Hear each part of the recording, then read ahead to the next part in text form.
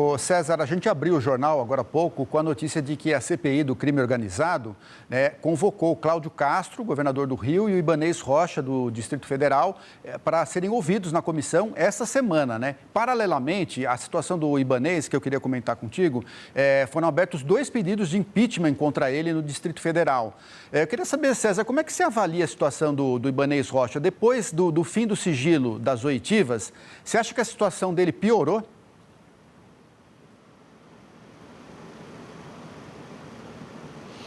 Piorou sim, especialmente porque tem Daniel Vorcaro em vídeo falando sobre Ibanez Rocha pelo menos 2 vezes em seu depoimento, e o impacto político disso, em tempos de redes sociais especialmente, é muito maior do que um texto, do que um recorte de papel, né? Então, o que a gente vê aqui em Brasília desde o fim da semana passada especialmente muitos parlamentares de oposição a Ibanez Rocha na Câmara dos Deputados, mas também aqui na Câmara Legislativa do Distrito Federal, utilizando trechos do depoimento de Daniel Vorcaro, uma das pessoas mais, digamos assim, temidas hoje por causa do seu potencial explosivo de uma eventual delação premiada. Isso não está sendo negociado agora, mas há um temor no meio político de que Daniel Vorcaro fale mais sobre suas relações políticas, e isso pode acabar esbarrando ainda mais em Ibanez Rocha, devido a essa proximidade que os dois acabaram tendo, de um ir à casa do outro ir à casa de um. Isso tudo já foi citado bem en passant por Daniel Vorcaro em seu primeiro depoimento à Polícia Federal. Portanto, os vídeos a gente teve acesso, né, depois da derrubada do sigilo no fim da semana passada.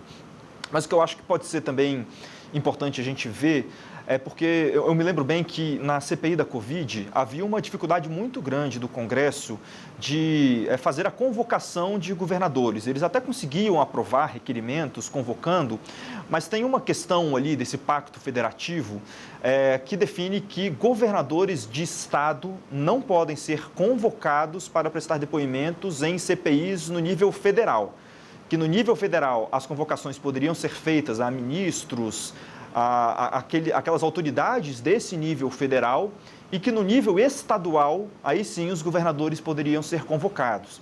Então, apesar de haver essa convocação aprovada, esses requerimentos apresentados na CPI do crime organizado, eu acho que vai ser importante a gente ver como que vai se dar o desdobramento político disso, porque seria um precedente significativo a possibilidade de convocação de governadores de estado para CPIs do Congresso Nacional, da Câmara e do Senado.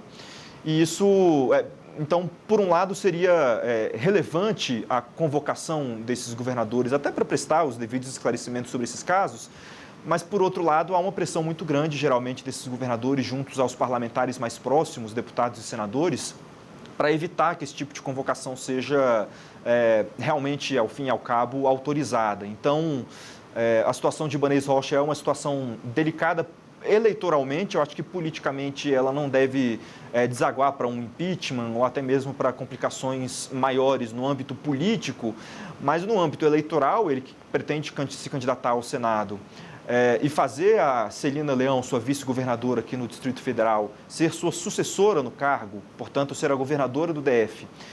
E nisso pode haver um impacto político e um impacto jurídico que ainda é cedo avaliar, mas se a investigação da Polícia Federal realmente identificar ações do governador Ibanez Rocha, do Distrito Federal, para essa negociação entre BRB e Banco Master, por enquanto ainda não tem nada além da citação de Daniel Vorcaro. O Ibanez Rocha não é investigado nesse caso, mas se for encontrado alguma coisa mais sensível, aí sim eu acho que a questão política dele pode se tornar mais delicada.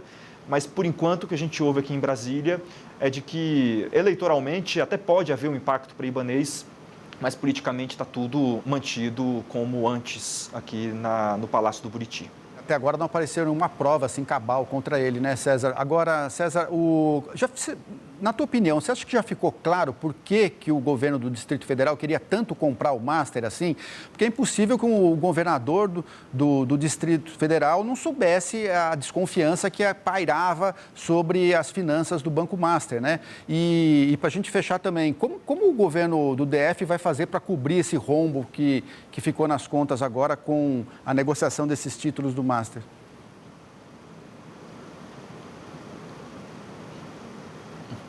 Lá em abril do ano passado, Lúcio, quando havia essa negociação, Ibanez Rocha foi a público num discurso de um evento do próprio governo do Distrito Federal e ele falou que podia ser um grande negócio, que os números que eram apresentados a ele pelo BRB indicavam que se essa compra fosse feita dessas carteiras, o Banco de Brasília poderia se tornar o 6º maior banco do Brasil, portanto, teria ainda mais uma visibilidade para fora do Distrito Federal, para os outros 26 estados do país, e que isso poderia ser importante para o banco. Isso era o que ele vinha falando.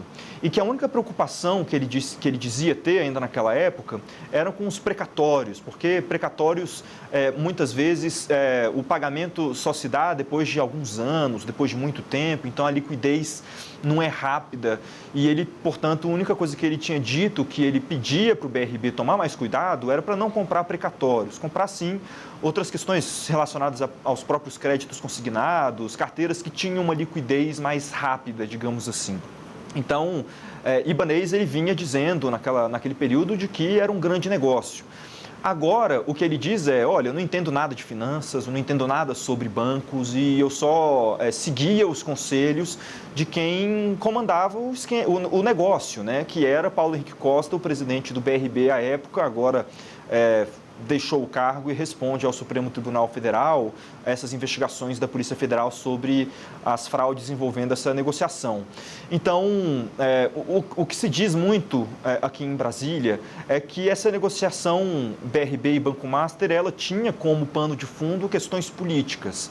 O poder das amizades que foram feitas por Daniel Vorcaro junto a políticos da esfera federal, mas também aqui da esfera do Distrito Federal, da esfera estadual, né? O Distrito Federal é uma entidade da federação e é vista como uma entidade da federação que Daniel Vorcaro tinha um trânsito muito relevante. Então, a posição de Ibanez Rocha ela precisa ser melhor esclarecida. Agora, sobre o rombo. O diretor de fiscalização do Banco Central, no seu depoimento à Polícia Federal, desse sigilo que foi levantado na semana passada, ele dizia no depoimento que o rombo pode ser de torno de 5 bilhões de reais. O que a gente ouve do governo federal é que ele é de pelo menos 2 bilhões e 600 mil. Deve estar aí nessa casa, entre 3 bilhões e 5 bilhões. O que Ibanez Rocha me disse na semana passada? Apesar dos problemas que o governo do Distrito Federal enfrenta, questões financeiras, ele disse que no ano passado houve uma frustração de receitas. Havia uma expectativa de se ter uma receita de tanto, houve muito menos. Então, mas que apesar disso, o governo do Distrito Federal tem outros mecanismos para fazer um aporte, especialmente utilizando os próprios dividendos do BRB para resgatar o banco dessa crise financeira que ele enfrenta diante dessa compra que não deu certo do Banco Master. Então, ao fim e ao cabo, é dinheiro do contribuinte, é dinheiro daquela pessoa que paga imposto aqui no GDF, que vai muito provavelmente servir para cobrir o rombo do Banco de Brasília por causa dessa negociação com o Banco Master. Mas o tamanho desse rombo ainda está sendo analisado. O BRB contratou uma equipe de auditoria que está fazendo todas essas análises e a expectativa é de que nessa próxima semana ou na próxima já se tenha uma perspectiva de qual que é o tamanho desse rombo e quanto caberá ao governo do Distrito Federal de fazer o próprio aporte e aí com o dinheiro do contribuinte.